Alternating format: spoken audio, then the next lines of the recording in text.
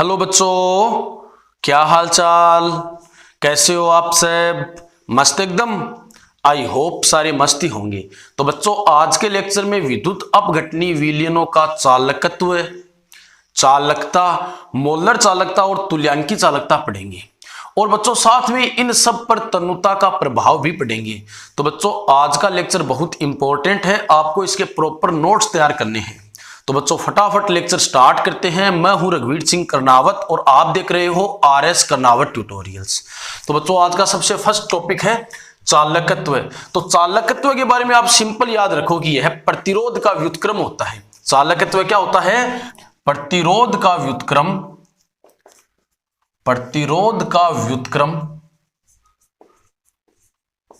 चालकत्व कहलाता है। ठीक है बच्चों, इसे हम चालकत्व को C से रिप्रेजेंट करते हैं। C का मतलब कंडक्टेंस और प्रतिरोध का मतलब रेजिस्टेंस, यानी इसे प्रतिरोध को हम R से रिप्रेजेंट करते हैं जबकि चालकत्व को हम C से रिप्रेजेंट करते हैं। तो व्युत्क्रम का मतलब ये हो गया 1/R। अगर हम इसकी इकाई निकालें तो देखो रेजिस्टेंस यानी कि प्रतिरोध की इकाई क्या होती है? ओम होती है ना। तो ओम ऊपर आकर के इनवर्स में आ जाएगा, तो ओम इनवर्स, या फिर आप सीमेंस बोल सकते हो या फिर महो भी बोल सकते हो। ठीक है कि ओम इनवर्स को हम सीमेंस या फिर महो भी बोल सकते हैं। तो बच्चों ये तो हो गया चालकत्व। अब हम बात करते हैं चालकता की। तो चालकता को ध्यान से समझना। चालकता, इसे बच्चों हम K से रिप्रेजेंट करते हैं। K का मतलब होता है कप्पा, ठीक है ना, KAPPA कप्पा, ठीक है ना। तो चालकता को हम K से रिप्रेजेंट करते हैं। अब देखो चालकता के लिए आपको क्या क्या पता होना चाहिए। देखो कि कोई भी चालक है उसका प्रतिरोध उसकी लंबाई L के समानुपाती होता है, ठीक है। और किसी भी चालक का प्रतिरोध उसके अनुप्रस्थ काट के क्षेत्रफल के क्या होता है? व्युत्क्रमानुपाती होता है। अब इन दोनों को एक साथ लिखोगे तो R समानुपाती L/A, और बच्चों समानुपाती को हटाओगे तो कोई ना कोई कांस्टेंट आएगा और वो कांस्टेंट होगा रो, L/A। यहां पर रो क्या है? प्रतिरोधकता। क्या है? प्रतिरोधकता। आ गई बच्चों बात समझ में? प्रतिरोधकता, या फिर इसे हम बोलते हैं विशिष्ट प्रतिरोध। क्या बोलते हैं? विशिष्ट प्रतिरोध।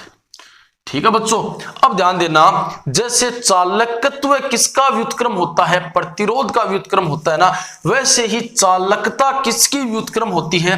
प्रतिरोधकता की व्युत्क्रम कौन होती है? चालकता होती है।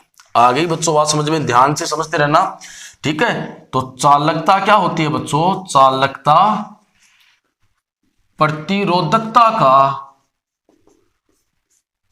व्युत्क्रम होती है। ठीक है बच्चों, अब देखो चालकता और प्रतिरोधकता दोनों एक दूसरे के व्युत्क्रम है। इसका मतलब रो की जगह आप क्या कर सकते हो? 1/कप्पा, क्योंकि चालकता और प्रतिरोधकता दोनों एक दूसरे के व्युत्क्रम है ना। अब देखो रो की वैल्यू यहां पर रखो तो R इक्वल टू क्या हो जाएगा? 1/कप्पा L/A। तो यहां से कप्पा निकालोगे मतलब चालकता निकालोगे तो वो क्या हो जाएगा? 1/R L/A। आ गई बच्चों बात समझ में? अब देखो इसकी इकाई निकालते हैं तो 1/ रेजिस्टेंस की इकाई, प्रतिरोध की इकाई क्या होती है बच्चों? ओम होती है। लेंथ की आप मीटर मान लो, एरिया की मीटर स्क्वायर, तो मीटर से मीटर कैंसिल आउट, यानी कि ohm inverse metre inverse. Ohm inverse को आप सीमेंस बोल सकते हो, तो सीमेंस मीटर इनवर्स। तो चालकता की इकाई आ गई समझ में? ठीक है बच्चों, अब देखो ध्यान देना, हमारे पास कप्पा इज इक्वल क्या है? देखो kappa is equal 1/R L/A। 1/R की जगह आप C कर सकते हो ना, तो K is equal to C L/A। ठीक है ना। अब ध्यान देना जरा, अब किसी मैं चालक की लेंथ को कर दूं 1 मीटर या फिर 1 सेंटीमीटर और एरिया को कर दूं 1 मीटर स्क्वायर या फिर 1 सेंटीमीटर स्क्वायर, तो बच्चों K इज इक्वल टू क्या आ गया? C आ गया ना। ठीक है, इसका मतलब आप बोल सकते हो यदि किसी चालक की लंबाई 1 मीटर या 1 सेंटीमीटर हो, मतलब इकाई हो, और उसका अनुप्रस्थ काट इकाई हो, तो उसके चालकत्व को ही हम क्या कहते हैं बच्चों? चालकता कहते हैं। कहने का मतलब चालकता क्या है? इकाई आयतन का चालकत्व है। किसका चालकत्व है? इकाई आयतन का चालकत्व है। ठीक है ना बच्चों? इसका मतलब चालकता क्या बनी? ध्यान से समझना। चालकता मतलब विलयन के इकाई आयतन का चालकत्व। विलयन के इकाई आयतन का चालकत्व चालकता कहलाता है। अब देखो ये बात बहुत ज्यादा इंपॉर्टेंट है, ध्यान रखना। ये तो आप समझ गए ना कि लेंथ 1 और एरिया 1, तो उसका चालकत्व ही क्या है? उसकी चालकता है। ठीक है, इसका मतलब विलयन के इकाई आयतन का जो चालकत्व होता है उसे ही हम चालकता कहते हैं। कहने का मतलब चालकत्व किसका होगा? पूरे विलयन का होगा, जबकि चालकता किसकी होगी? विलयन के इकाई आयतन की होगी। किसकी होगी बच्चों? विलयन के इकाई आयतन की। इस बात पर गौर करना, क्योंकि यह बात तन्यता के प्रभाव में बहुत ज्यादा काम में आती है। ठीक है, अब चालकत्व और चालकता पर तन्यता का प्रभाव पड़ते हैं, तो बच्चों ध्यान से समझना। तो बच्चों अब देखो, चालकत्व और चालकता पर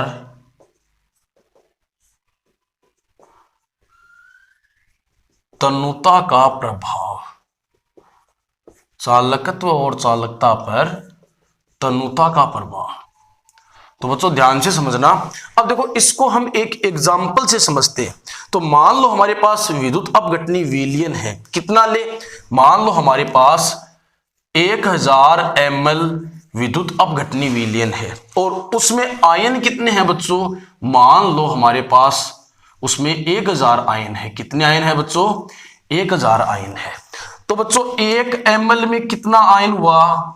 1 ml में 1 आयन हुआ ना। आ गई क्या बात समझ में? अब बच्चों हमने क्या किया? उसमें 1 लीटर पानी मिला दिया। क्या किया हमने? 1 लीटर पानी मिला दिया। अब 1 लीटर पानी मिलाते ही टोटल कितना विलयन हो गया? 2000 ml विलयन हो गया ना, क्योंकि 1 लीटर का मतलब 1000 ml होता है। तो 1 लीटर पानी मिलाते ही टोटल विलयन कितना हो गया बच्चों? 2000 ml हो गया।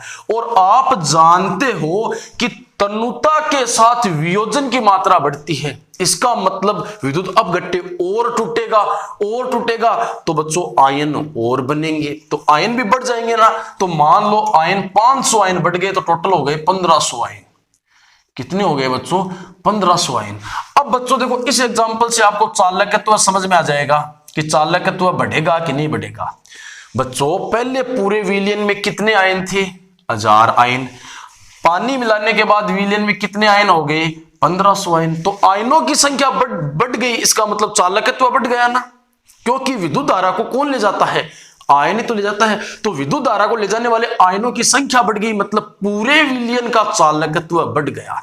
ठीक है, तो तन्यता के साथ देखो, तन्यता के साथ वियोजन की मात्रा बढ़ने के कारण, वियोजन की मात्रा बढ़ने के कारण आयनों की संख्या बढ़ती है।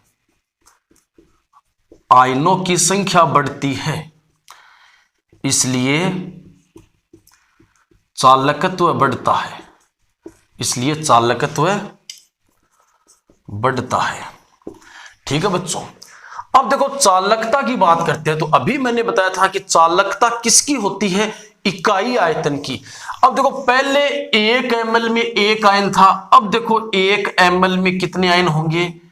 1500, 2000, यानी कि 3/4 आयन। तो इकाई आयतन की अगर हम बात करें तो पहले कितने आयन थे? 1 आयन। अब कितना आयन हो गया है? 3/4 आयन। तो इकाई आयतन में आयनों की संख्या बढ़ी कि कम हुई? तो बच्चों इकाई आयतन में आयनों की संख्या कम हो गई ना, इसका मतलब चालकता कम होगी जबकि चालकत्व बढ़ेगा, क्योंकि चालकत्व पूरे विलयन का होता है तो पूरे विलयन में आयन तो बढ़ेंगे लेकिन उसके इकाई आयतन में आयनों की संख्या क्या हो जाएगी बच्चों, कम हो जाएगी। ठीक है बच्चों, तो चालकता पर क्या असर पड़ेगा, तो तन्यता के साथ विलयन के इकाई आयतन में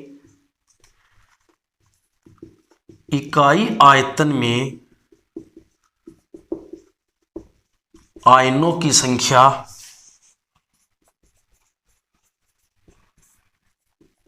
कम हो जाती है, अतः चालकता कम होती है। ठीक है बच्चों, फटाफट लिख लो। तो बच्चों अपना नेक्स्ट टॉपिक है मोलर चालकता। इसे हम लेमडा एम या फिर केप एम से प्रदर्शित करते हैं। अब देखो मोलर चालकता नाम से स्पष्ट है, एक मोल विद्युत अपघट्य से बनने वाले सभी आयनों की चालकता को मोलर चालकता कहते हैं, है ना। मोलर चालकता एक मोल की चालकता, आ गई बच्चों बात समझ में। और ये एक मोल विद्युत अपघट्य किस में लिया गया हो, चालकता सेल में। तो बच्चों चालकता सेल तो हम नेक्स्ट लेक्चर में पढ़ेंगे, थोड़ा सा समझ लो। देखो चालकता सेल में क्या होता है, दो प्लेटिनम के इलेक्ट्रोड होते हैं, ठीक है ना। ये लो, ये इलेक्ट्रोड हो गए, इन इलेक्ट्रोडों से वायर कनेक्ट होते हैं, ठीक है। इनके बीच की जो लेंथ होती है वो होती है L सेंटीमीटर और इनका अनुप्रस्थ काट होता है A सेंटीमीटर स्क्वायर। तो बच्चों इनके बीच का आयतन कितना बना, तो आयतन को हम L इंटू A कर सकते हैं ना, और सेंटीमीटर स्क्वायर तो सेंटीमीटर क्यूब, और सेंटीमीटर क्यूब को हम ml बोल सकते हैं, यानी कि इनका आयतन कितना बन गया, V सेंटीमीटर क्यूब यानी कि Vml। आ गई बच्चों बात समझ में। तो ये चालकता सेल हो गया, इसमें एक मोल विद्युत अपघट्य है, इससे बनने वाले आयनों की चालकता को हम मोलर चालकता कहते हैं। आ गई बच्चों बात समझ में। अब इसका फॉर्मूला बनाते हैं, तो वो फॉर्मूला ध्यान से समझना। तो मोलर चालकता क्या है, किसकी चालकता, इस Vml विद्युत अपघटनी विलयन की चालकता को हम मोलर चालकता कहते हैं। ध्यान से समझना, मोलर चालकता किसे कहते हैं, इस Vml विलयन की चालकता को मोलर चालकता कहते हैं। तो चालकता इंटू V, ठीक है। अब देखो V को आपको चेंज करना है। अब देखो मोलरता क्या होती है, मोलरता को हम कैपिटल M से शो करते हैं। मोलरता क्या होती है, विलय के मोल यानी कि विद्युत अपघट्य के मोल। तो विद्युत अपघट्य के मोल कितने हैं बच्चों, एक मोल है, क्योंकि एक मोल की चालकता मोलर चालकता हमने एक मोल लिया है ना, अपॉन विलयन का आयतन। विलयन का आयतन कितना है V, और ml में है ना, हमें मोलरता में क्या लेना होता है, विलयन का आयतन लीटर में, क्योंकि मोलरता का फॉर्मूला क्या होता है, विलय के मोल यानी कि विद्युत अपघट्य का एक मोल है, विलयन का आयतन लीटर में। लेकिन यहां पर तो ये ml है, तो इसको लीटर में चेंज करोगे ना तो 1000 से डिवाइड करोगे और वो 1000 ऊपर आ जाएगा ना, ये लो। तो आपके पास V बराबर क्या हो गया, 1000 अपॉन m। ठीक है बच्चों, तो इस V की जगह आपको ये रखना है, तो लेमडा m इज इक्वल हो गया 1000 अपॉन m। तो बच्चों इस फॉर्मूले पर बेस्ड बहुत सारे न्यूमेरिकल्स होते हैं, तो ध्यान रखना ये फॉर्मूला। अब बच्चों मोलर चालकता की इकाई निकालते हैं। क्या निकालते हैं, मोलर चालकता की इकाई। तो चालकता की इकाई होती है सीमेंस मीटर इनवर्स, और हजार संख्या इसकी कोई इकाई नहीं है। मोलरता की इकाई होती है मोल पर लीटर। क्या है, मोल पर लीटर मोलरता। अब बच्चों लीटर क्या है, आयतन है। बच्चों लीटर क्या है, आयतन है, और आयतन को हम क्या करते हैं, लेंथ क्यूब, यानी कि इस लीटर को हम लेंथ की क्यूब कर सकते हैं। लेंथ की इकाई यानी कि लंबाई की इकाई क्या होती है, मीटर क्यूब। आ गई बात समझ में, क्योंकि देखो मोलरता की इकाई मोल बट्टा आयतन, आयतन का मतलब मीटर या सेंटीमीटर क्यूब, इसलिए मैंने लीटर को मीटर या सेंटीमीटर क्यूब में चेंज कर दिया है, और ये मीटर क्यूब ऊपर आ जाएगा और ये मोल क्या आ जाएगा, इनवर्स में। तो बच्चों आपके पास ओवरऑल इकाई क्या बनी, इससे ये एक पावर कैंसिल हो जाएगी, तो lambda m is equal to siemens metre square mole inverse. तो ये मोलर चालकता की इकाई हो गई। ठीक है बच्चों, अब देखो हम दूसरी पढ़ते हैं तुल्यांकी चालकता, जो सेम टू सेम इसके जैसी ही है। तुल्यांकी चालकता को ध्यान से समझना, सेम टू सेम इसके जैसी तुल्यांकी चालकता है। तो बच्चों देखो तुल्यांकी चालकता, तुल्यांकी चालकता बच्चों इसको हम लेमडा ई का मतलब इक्विवेलेंट कंडक्टिविटी या फिर केप ई से रिप्रेजेंट कर सकते हैं। तो मोलर चालकता जैसे 1 मोल की चालकता, वैसे ही तुल्यांकी चालकता मतलब 1 ग्राम तुल्यांक विद्युत अपघट्टे से बनने वाले आयनों की चालकता को हम तुल्यांकी चालकता कहते हैं। तो वो सेम टू सेम वैसा का वैसा है कि तुल्यांकी चालकता मतलब इस VMl की चालकता। बस इस बार ध्यान रखना, इस VMl में इस बार 1 मोल नहीं है, 1 ग्राम तुल्यांक है। ठीक है, अब V को चेंज कर लो। तो बच्चों अब हम करते हैं नॉर्मलता से चेंज। तो नॉर्मलता बराबर क्या होते हैं, विलेय के ग्राम तुल्यांक। तो कितने ग्राम तुल्यांक डालने हैं आपने, 1 ग्राम तुल्यांक ना, अपॉन विलियन का आयतन। विलियन कितना है, VMl लीटर में चेंज करोगे तो 1000 से भाग दोगे, वो ऊपर आ जाएगा। बस सिंपल है। तो V इज इक्वल टू, ये आपको इसमें रख देना है। तो lambda e is equal to हो जाएगा K इंटू 1000 अपॉन N। अगर आप इकाई लोगे तो K की सीमेंस मीटर इनवर्स और 1000 संख्या है, कोई इकाई नहीं है। और नॉर्मलता, तो नॉर्मलता होती है ग्राम तुल्यांक, तो ग्राम इक्विवेलेंट अपॉन विलियन का आयतन लीटर में। लीटर मतलब आयतन, आयतन को आप सेंटीमीटर क्यूब या फिर मीटर क्यूब लिख सकते हो। ऊपर अगर मीटर है तो नीचे भी क्या दे दो, मीटर क्यूब, तो ये ऊपर आ जाएगा। तो लेमडा ई क्या बनी, सीमेंस मीटर स्क्वायर और ग्राम तुल्यांक इनवर्स। तो बच्चों ये हो गई तुल्यांकी चालकता। अब इस पर तन्यता का प्रभाव देखिए। तो तन्यता का प्रभाव सिंपल है, दोनों पर मोलर चालकता और तुल्यांकी चालकता दोनों पर तन्यता का प्रभाव सिंपल है। तनु का मतलब विलायक मिलाना, और मान लो आप पानी मिला रहे हो, पानी मिलाने पर विलियन का आयतन बढ़ेगा। बच्चों अगर आयतन बढ़ेगा ना तो मोलर चालकता और तुल्यांकी चालकता बढ़ेगी, क्योंकि मोलर चालकता में भी तो यही तो था और तुल्यांकी चालकता में भी यही है। अगर आप पानी मिलाओगे मतलब विलायक मिलाओगे तो विलियन का आयतन बढ़ेगा, और मोलर चालकता और तुल्यांकी चालकता क्या है, विलियन के आयतन के समानुपाती है। ठीक है ना बच्चों। तो तन्यता के साथ मोलर चालकता व तुल्यांकी चालकता दोनों क्या होता है, बढ़ती है।